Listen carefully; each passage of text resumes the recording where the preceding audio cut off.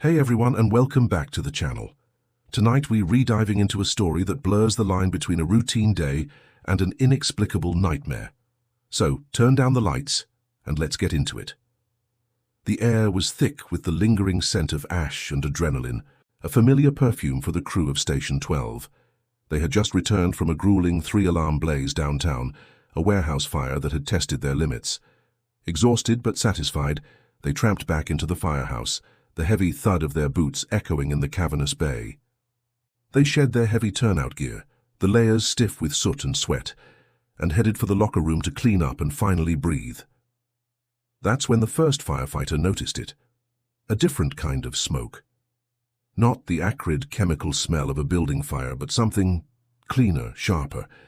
It was the scent of burnt fabric, almost like laundry left in a dryer for far too long. He sniffed the air, his brow furrowed. "Hey, you guys smell that?"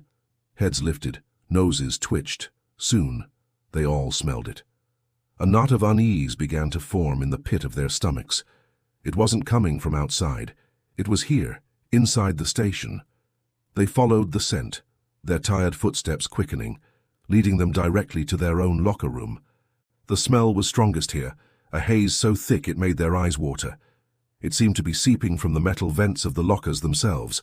One of them, a rookie named Miller, reached for his locker handle, his hand hesitating just inches from the cool metal.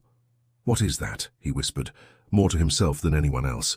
The captain, a veteran of 20 years, stepped forward. "Open them," he commanded, his voice steady despite the tremor of fear that was now palpable in the room. One by one, with a series of metallic clicks and groans, the locker doors swung open. A wave of heat washed over them, and a collective gasp filled the room. Inside each and every locker, hanging neatly where their clean spare uniforms should have been, was a charred, blackened wreck. The fabric was melted and fused, holes burned through the chests and sleeves. But the most chilling detail was what remained untouched by the phantom flames.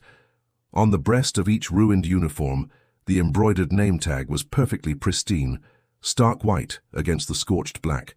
Miller, Davis, Chen, Rodriguez. The captain stared at his own name, the letters seeming to mock him from the embers. They were all there, every single one. And as they stood frozen in disbelief, reaching out with trembling fingers, they realized the most impossible thing of all. The charred fabric, the smoldering remains of the uniforms bearing their names, were still warm. Thanks for watching, everyone. If you enjoyed this story, don't forget to hit that like button and subscribe for more chills. We'll see you in the next one. Stay safe.